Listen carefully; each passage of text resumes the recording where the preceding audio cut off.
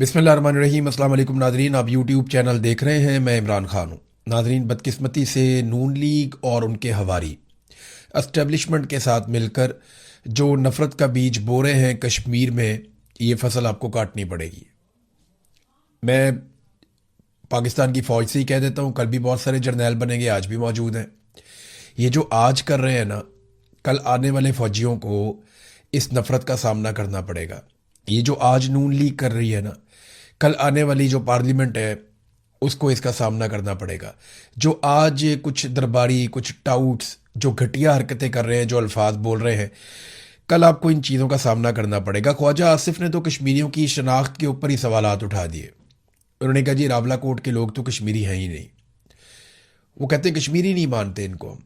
वहाँ कश्मीर में लोग प्रोटेस्ट कर रहे हैं, वो एहतजाज करें। यार ये क्या बकवास है, ये आप क्या बात कर रहे हैं। ख्वाजा आसिफ अपनी बात से पीछे नहीं हटता। वहाँ पे पॉलिटिकल पार्टीज़ के लोग हों या बाकी लोग हों, वो अब उन्हें लगता है कि कश्मीर में इलेक्शन आने वाला है तो हम इसका फ़ायदा उठाएंगे।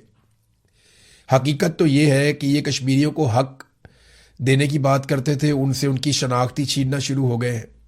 और किस किस्म के घटिया इल्ज़ामात नून लीग और उनके हवारी और जो इस वक्त पाकिस्तान की मिलिट्री एस्टेब्लिशमेंट और उनके लोग हैं वो लगा रहे हैं कश्मीरियों पर, और ख़ास तौर पे ओवरसीज़ कश्मीरियों पर। ज़रा ये इल्ज़ामात की नौइयत आप सुने। ये अबसार आलम है, नवाज शरीफ का ख़ास आदमी है, मरीम नवाज़ का खिदमत गुजार है। अबसार आलम का अगर आप ये स्टेटमेंट सुने तो आपको अंदाज़ा हो जाएगा कि इनके अंदर कितनी नफ़रत भरी हुई है कश्मीरियों के ख़िलाफ़। ये ज़रा आप पहले सुनिए, क्योंकि इस्लामाबाद में हमारे कुछ सहाफ़ी दोस्त हैं, बड़े अच्छे लोग हैं, बड़ा शानदार काम करते हैं, और मेरा उनसे बहुत अच्छा ताल्लुक़ है, बड़ा एहतराम का रिश्ता है। और वो लोग कभी भी उन्होंने पाकिस्तानियत के खिलाफ एक लफ्ज़ या एक जुमला नहीं बोला पाकिस्तान के खिलाफ। लेकिन अब अबसार आलम ने उनको भी टारगेट करना शुरू कर दिया, बल्कि उन सहाफ़ियों को और लोग भी टारगेट कर रहे हैं। ज़रा आप देखें कि अब अबसार आलम ने ओवरसीज़ कश्मीरियों के बारे में क्या अल्फाज इस्तेमाल किए, ये सुने आप। लोग जो बरतानिया में रहते हैं उनकी जुबान और यहाँ एंकर्स की जुबान एक ही तरह गंदी है, और वो इतने गंदे हैं जो बरतानिया में रहने वाले हैं खास तौर पे, कि अभी जो स्कॉटलैंड में वाक़या हुआ है, मैं उस पर अलग से एक व्लॉग इस वक्त करूंगा। 7 मुसलमानों को चाकू के वार करके जख्मी कर दिया वहां एक गोरे ने, इस वजह से कि ये गंदे लोग हैं, ये यहाँ आके हमारी सोसाइटी को खराब कर रहे हैं, इनको यहाँ से निकल जाना चाहिए। और जो अभी चाइल्ड गैंग रेप के जो जिन मुजरमों को सजा मिली है, वो उनमें बहुत सारे यही है। तो आप सोचें कि इन, और ये अभी आप देखें खबरें आ रही हैं बाहर कि कोई अपनी भाभी से शादी कर रहा है वहां पे सिटीजनशिप लेने के लिए, कोई बहन से पेपर मैरिज कर रहा है और सिटीजनशिप लेने के लिए, और फिर काम नहीं करते, वो तलाक, मसनूई तलाक दे के बीवी को घर दिला दिया मुफ्त का, और खुद साथ वेलफेयर लेना शुरू कर दी कि जी कारोबार कोई नहीं, काम कोई नहीं है। तो इतने फ्रॉड करते हैं। ये आपने सुना कितनी नफरत है इस आदमी के अंदर और नवाज शरीफ के अंदर कश्मीरियों के खिलाफ। आपने देखा नवाज शरीफ का खास आदमी है, उसके साथ बहुत अच्छे ताल्लुकात हैं। नवाज शरीफ इसको अपनी गाड़ी में भी रखता है, अपने आसपास भी रखता है। नवाज शरीफ जब हुकूमत में आया तो नवाज शरीफ ने इसको बड़े अहम सरकारी ओहदे पर भी बिठाया था। मरीम नवाज का ये बड़ा खिदमत गुजार है, मैंने आपको पहले भी बताया था। तो यही नून लीग की सोच है जो कभी ख्वाजा आसिफ बयान करता है, कभी अबसार आलम बयान करता है, कभी कोई और बोलता है। इसी तरह ना एक दौर में ये लोग बंगालियों के खिलाफ बोलते थे। ये कहते थे बंगाली छोटे कद के हैं, बहुत गंदे लोग हैं, घटिया काम करते हैं, ये तो मछली खाते हैं, इनके अंदर से बदबू आती है, इनके तो रंग काले हैं, ये खूबसूरत भी नहीं होते, ये तो 2 टके के लोग हैं। तो इस तरह ये बंगालियों को बहुत घटिया कहा करते थे। ये कहते थे वहाँ पे तो हर साल सैलाब आता है, हम उनकी मदद कर करके थक गए। हमेशा ये कहते थे कि, क्योंकि यही बात आज कश्मीरियों को कह रहे हैं ना कि जनाब हम तो कश्मीर को सस्ता आटा, सब्सिडी वाला और सस्ती बिजली देते हैं। भाई बिजली आती ही वहाँ से है, आप उनको उनकी सारी बिजली के क्या पैसे दे सकते हैं? पानी आता ही वहाँ से है, क्या आप सारे पानी के पैसे दे सकते हैं? बेशुमार चीज़ें तो वो भी पाकिस्तान के लिए करते हैं। उनके बहुत सारे जवान शहीद हुए हैं पाकिस्तान के लिए सरहदों पे लड़ते हुए। तो आप ये नहीं कर सकते, आप ये जुल्म नहीं कर सकते। आपने बंगालियों के साथ भी यही किया था। आप उनको भी ये कहते थे कि तुम्हारे तो सैलाब आते हैं, तुम डूब जाते हो, हम तुम्हारी मदद करते रहे हमेशा। वो बांग्लादेश कहाँ से कहाँ पहुंच गया, आज उसकी इकोनॉमी पाकिस्तान से बड़ी है। آج اس کے لوگ ہمارے سے زیادہ خوشحال ہیں، پوری دنیا میں ان کی ہم سے زیادہ عزت ہے، اور عالمی سطح کے اوپر وہ زبردست طریقے سے مل کر کام کرتے ہیں، اور ادھر ہم کہاں رہ گئے؟ ہمارے ملک میں کوئی سرمایہ کاری کرنے کے لیے تیار نہیں، اسی نفرت کی وجہ سے۔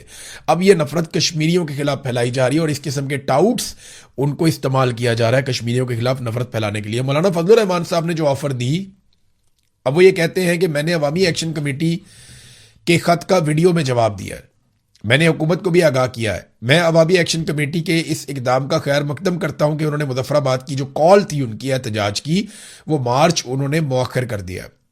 ریاست کی طرف سے تقریروں کی بنیاد پر ایکشن لیا جانا کیسے درست رد عمل ہے؟ یعنی وہ تقریر کر رہے ہیں، آپ جا کے ان کو مارنا شروع کر دیتے ہیں گولیاں، آپ ان کے اوپر اٹیک کر دیتے ہیں۔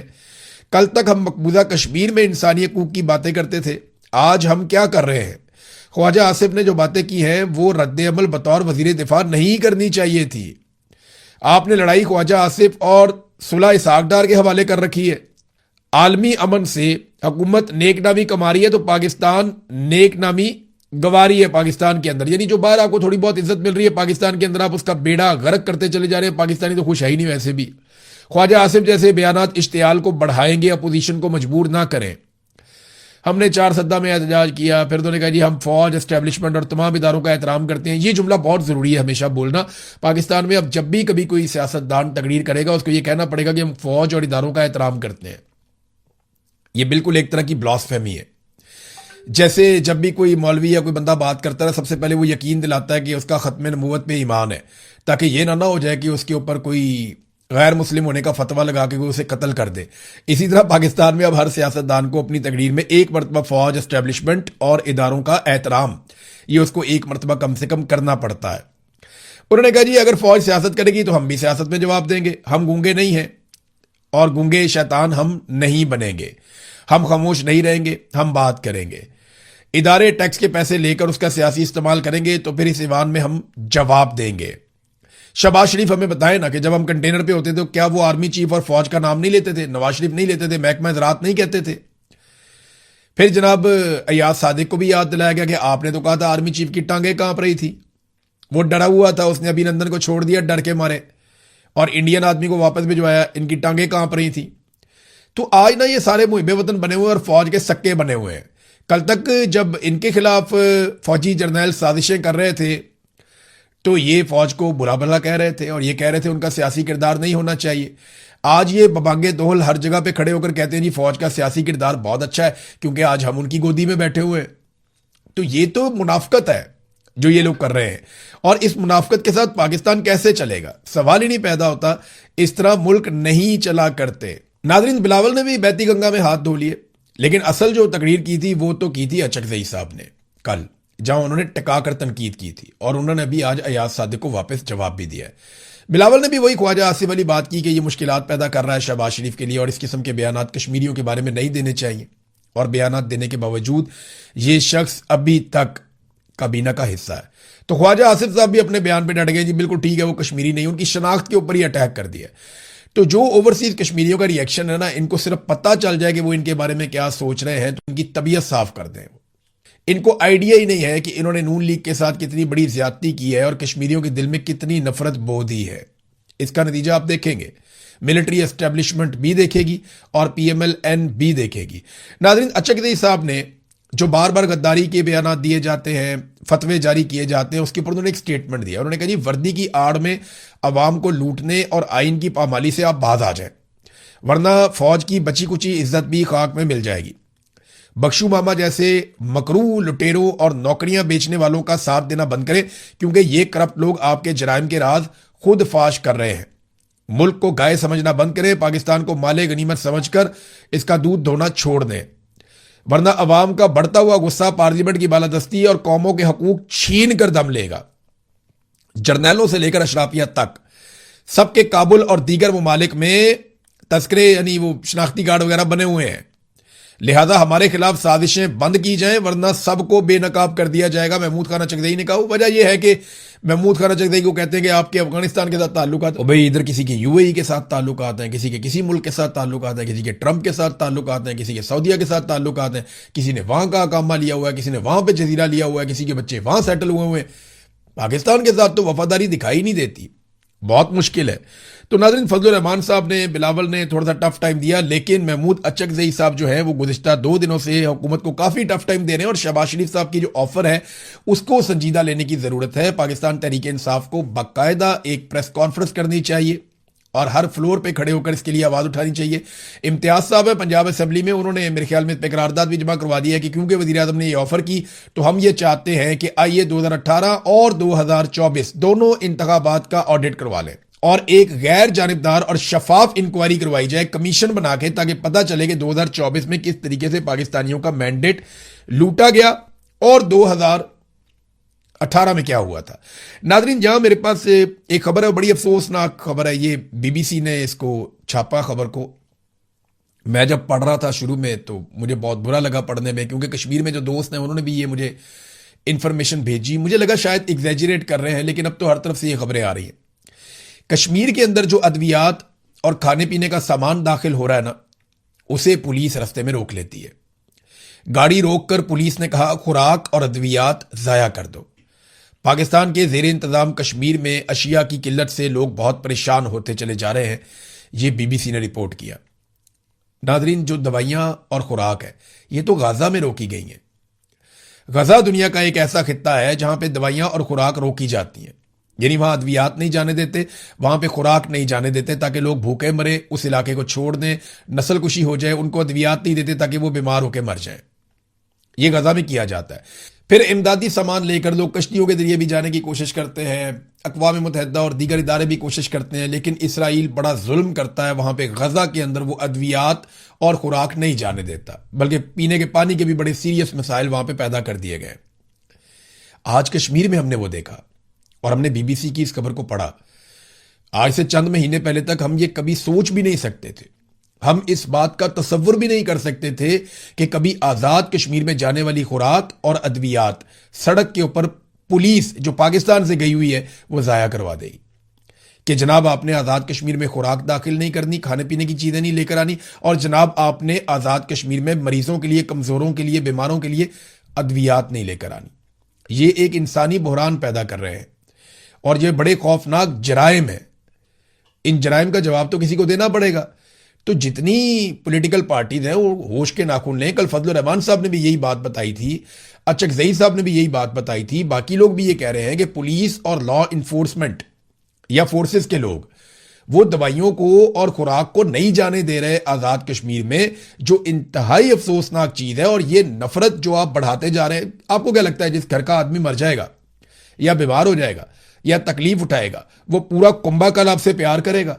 وہ اسی شکوے کے ساتھ آگے بڑھیں گے اور آپ کے پاس ازالہ کرنے کے لیے کچھ بھی نہیں ہوگا. آپ پاکستانیوں کا ابھی تک ازالہ نہیں کر پائے جو پاکستانیوں کی آپ نے حالت کر دی ہے. ناظرین بلوچستان کی جو بلوچ یکجہتی کمیٹی ہے انہوں نے کال دی احتجاج کی. مارنگ بلوچ کی عمر قید کے خلاف اب دنیا بھر میں آوازیں اٹھنا شروع ہو گئی ہیں. جو ہیومن رائٹس ایکٹیوسٹ ہیں وہ دنیا بھر میں آوازیں اٹھا رہے ہیں. عالمی تنظیموں کے لوگ مارنگ بلوچ کے حق میں آواز اٹھا رہے ہیں. مارنگ بلوچ کے حق میں عالمی میڈیا لکھنا شروع ہو گیا ہے. یہ ایک بین الاقوامی خبر بن گئی ہے کہ ایک ایسی نہتی لڑکی جو اپنے لوگوں کے لیے انصاف مانگتی ہے, جو جبری گمشدگیوں کے خلاف آواز اٹھاتی ہے, جو مسخ شدہ لاشوں کے خلاف آواز اٹھاتی ہے, ایک ایسی لڑکی جو یہ کہتی ہے کہ آئین اور قانون کے مطابق اس صوبے کو اور اس ملک کو ڈیل کیا جائے, ایک ایسی لڑکی جو اپنے نوجوانوں کے لیے, اپنے بچوں کے لیے تعلیم اور روزگار کا حق مانگتی ہے. اس لڑکی کو صرف اپنے حقوق مانگنے پر پکڑا گیا اور پکڑنے کے بعد اس پہ ایک جعلی مقدمہ ڈالا گیا اور جعلی مقدمے میں اس کو عمر قید کی سزا سنا دی گئی.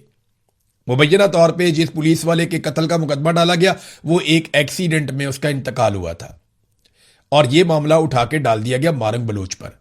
اور آج مارنگ بلوچ کو, صبغت اللہ کو اور دیگر 2-3 اور لوگ ہیں, انہیں عمر قید کی سزا دے دی گئی. پوری دنیا کے اندر پاکستان کی بدنامی ہو رہی ہے, لیکن مارنگ بلوچ جو ہے وہ بلوچستان کی بیٹی ہے, وہ اپنے لوگوں کا حق مانگ رہی ہے. اس نے کوئی جرم نہیں کیا, وہ نہتی ہے اور وہ دہشت گرد نہیں ہے. یہ بات پورے پاکستان کو پتہ ہونی چاہیے.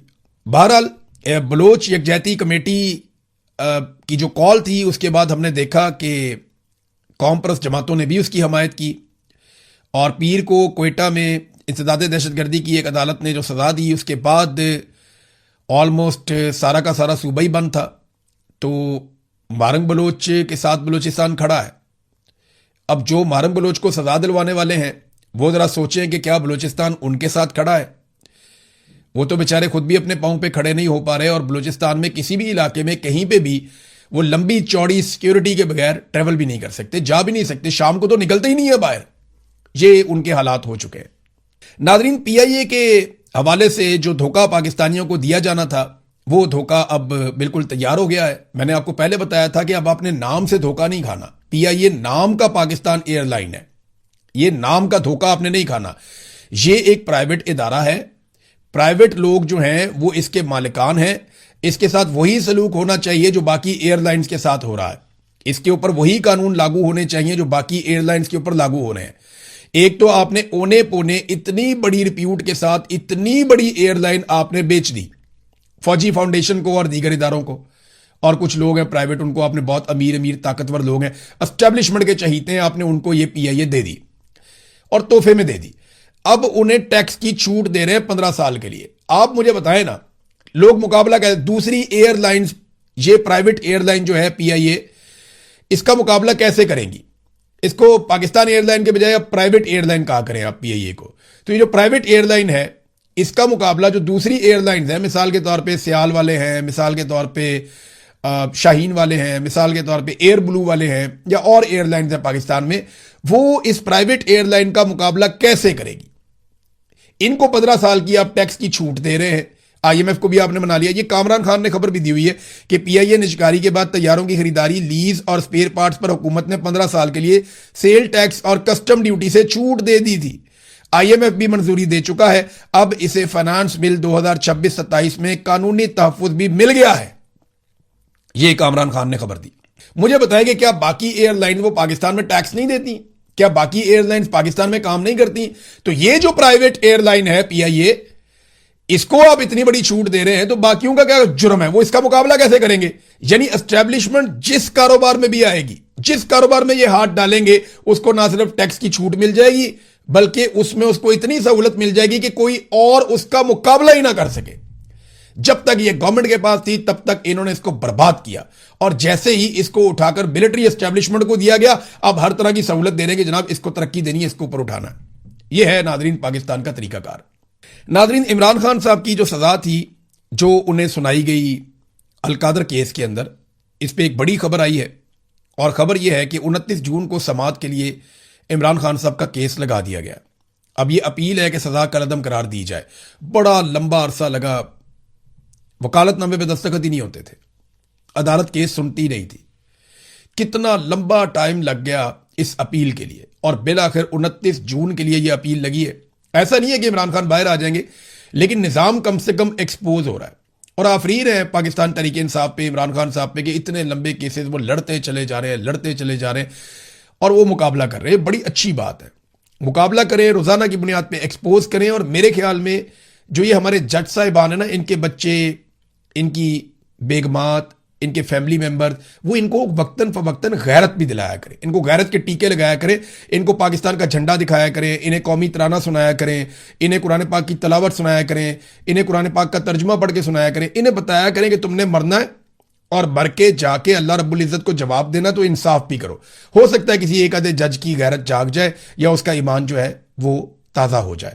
اور یہ میری گزارش تمام ججز کی فیملیز کے ساتھ, کیونکہ ججز کے اوپر بہت دباؤ ہے اسٹیبلشمنٹ کا, جرنیل انہیں کنٹرول کر رہے ہیں ایجنسیوں کے ذریعے سے. تو میری آپ سے یہ گزارش ہے جو فیملیز ہے ججوں کی, کہ وہ ان کو مورل سپورٹ دیں, ان کے ساتھ کھڑے ہوں, انہیں یہ کہیں کہ ہم نے آخرت میں جا کے اللہ رب العزت کو جواب دینا ہے, لہٰذا آپ ڈٹ جائیں. تو ججوں کو گھر سے سپورٹ ملے گی نا تو وہ تگڑے ہو کر آئیں گے. تو میری تمام ججز کی جو فیملیز ہیں, ان کے بچے ہیں, ان کے رشتہ دار ہیں, ان کی بیگمات ہیں, ان کے بہن بھائی ہیں, ان سب سے گزارش ہے کہ ججوں کو ذرا تگڑا کریں, انہیں کہ جی انصاف کر دیں آپ اللہ کا نام لے کر. کوئی بات نہیں ہے, کوئی بات نہیں ہے, نقصان کچھ نہیں ہوتا. ہم نے سب نے بہت بڑے بڑے نقصان اٹھائے. وہ ایک آدمی جیل میں بیٹھا ہوا ہے, دنیا میں شہزادوں کی طرح اس نے زندگی گزاری, کتنا نقصان وہ اٹھا رہا ہے, پورا خاندان اس نے رول کے رکھ دیا اپنا. ہم سب کے ساتھ یہ ہوا. میں آپ کو یہ کہہ رہا ہوں کہ کچھ بھی نہیں ہوگا, یقین کریں, آپ کے دل کو بھی سکون ملے گا اور اللہ رب العزت اس کا اجر بھی دے گا. یہ تمام فیملیز کی ذمہ داری ہے کہ اپنے اپنے جج کو تگڑا کر کے گھر سے بھیجا کریں. ناظرین, ٹرمپ کے حوالے سے بھی خبر ہے, لیکن اگلے ویلاگ میں. اب تک لیے اتنا ہی, اپنا خیال رکھیے گا, اپنے اس چینل کا بھی. اللہ حافظ.